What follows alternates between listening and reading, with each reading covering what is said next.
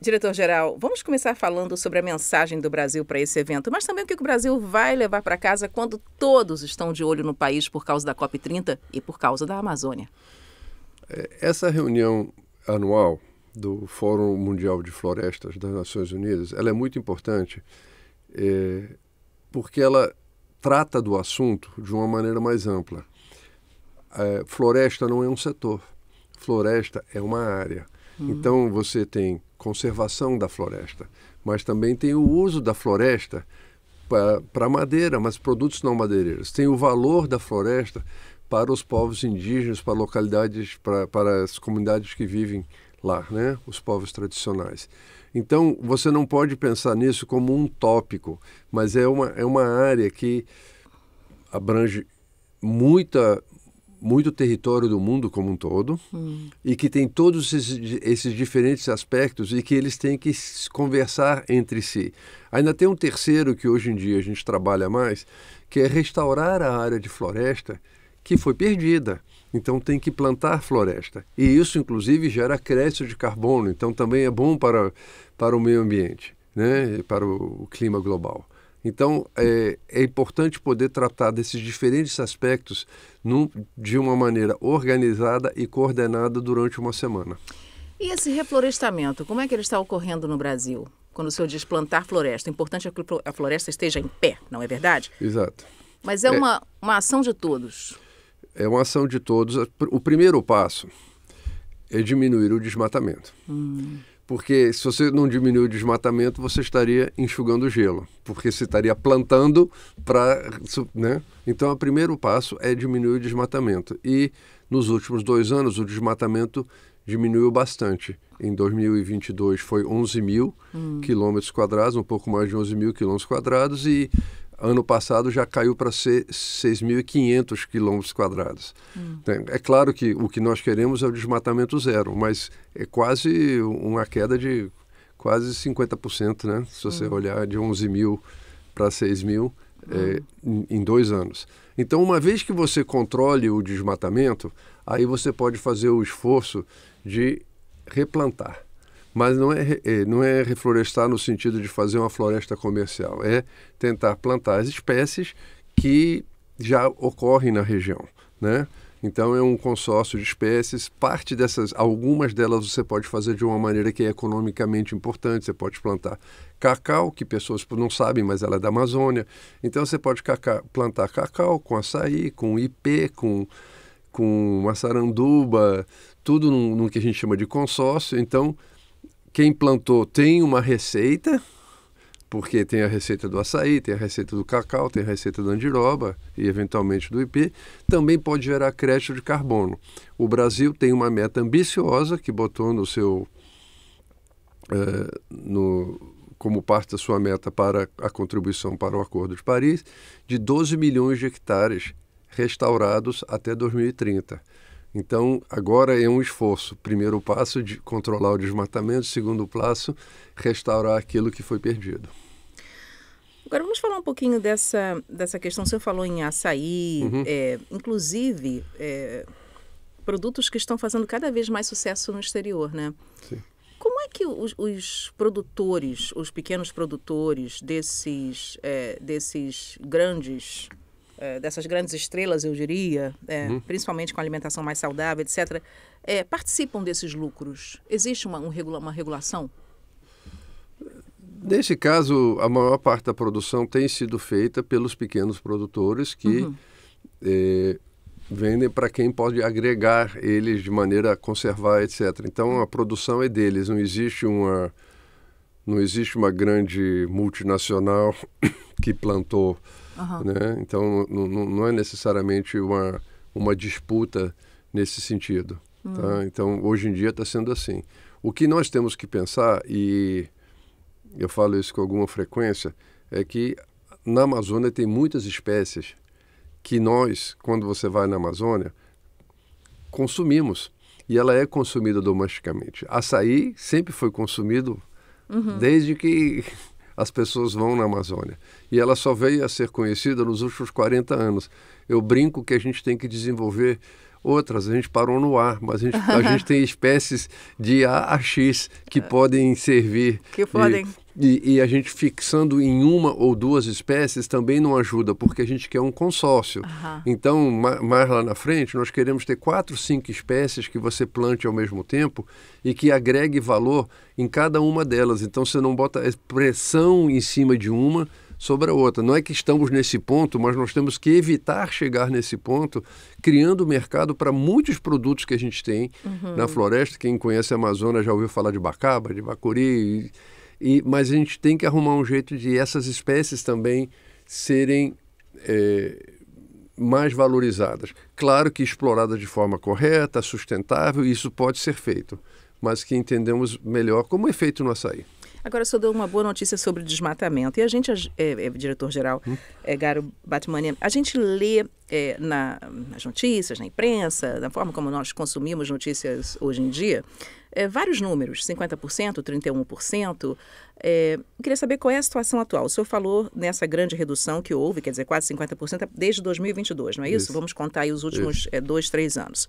Mas qual é a situação atual na floresta? Porque existem também grupos criminosos. O senhor disse que o desmatamento vem ocorrendo. Como é que ele é feito? Existe um monitoramento? A polícia prende essas facções? Como é que isso é feito no dia a dia?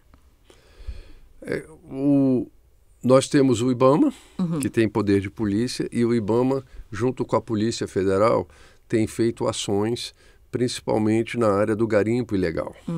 E, inclusive, apreendendo máquinas, destruindo pista de pouso de clandestina, e isso tem que continuar a ser feito. E essa fiscalização aumentou muito nos últimos 2 anos, justamente para coibir esse tipo de ação. Porque é importante pensar que quando essas ações criminosas acontecem, ela não gera só desmatamento. Ela estraga a cabeceira do rio, um rio pequeno, um igarapé, então ele leva lama, acaba secando rios e trazendo também mercúrio e outros produtos químicos e contaminando para o peixe que o pessoal lá consome lá. Então ele passa até a virar um problema social, afetando a qualidade da água, a quantidade da água a saúde e a saúde das pessoas. Então é mais do que simplesmente perdemos 1 hectare de floresta. Isso já seria um problema grave.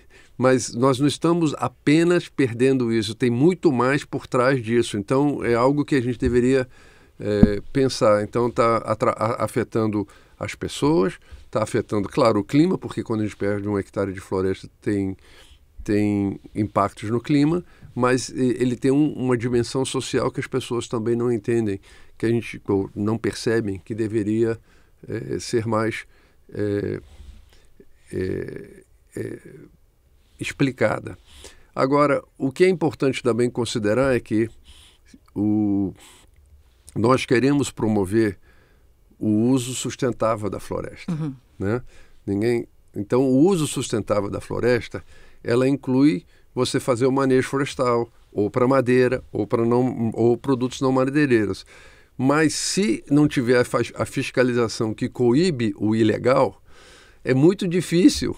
Se o mercado for inundado, por exemplo, por madeira de origem ilegal, é claro que o custo dele é menor do que o custo de quem fez o manejo sustentável. Porque quem faz manejo sustentável também assinou a carteira, também paga salário justo, dá 13º, tem um refeitório digno, não tem um dormitório digno, coisas que são normais, que todos deveriam ter. Mas o ilegal não está pagando a carteira do cara que está fazendo ilegal. Né? Ele não está dando bota, luva, capacete para essas pessoas, não tem segurança do trabalho. Então, é uma competição que não deveria existir. Então, a gente consegue fazer essa parte porque o IBAMA e a Polícia Federal aumentaram muito as suas ações de combate à ilegalidade. E também nas fronteiras. E também nas fronteiras aí com o Exército, né? Porque também tem aí um outro problema de tráfico, etc.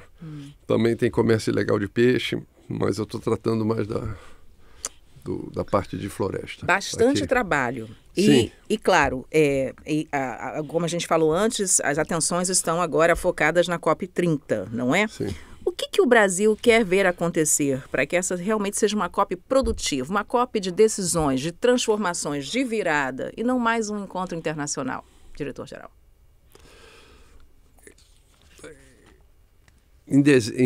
No final deste ano, estaremos completando 10 anos do Acordo de Paris. Depois que você faz um acordo, como o Acordo de Paris, você tem que detalhar ele, que eles chamam de livro de regras, rulebooks. Então, teve uma série de detalhamentos que foram necessários e precisaram ser feitos e que nós já temos todos eles desenvolvidos nesses últimos 10 anos. Então, o que o Brasil espera é como aceleramos o trabalho, como aceleramos para atingir as metas.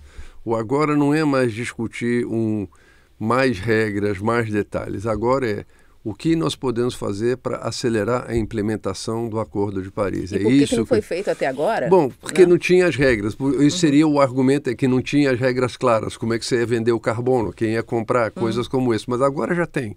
Então agora a gente tem que se prender mais o que podemos fazer de fato para acelerar a implementação do Acordo de Paris, incluindo a parte do financiamento, porque isso é muito importante que as pessoas e os países pensem que isso tem algum custo, mas o que as pessoas talvez não consigam, e a gente tem que explicar, e eu quero aproveitar essa oportunidade,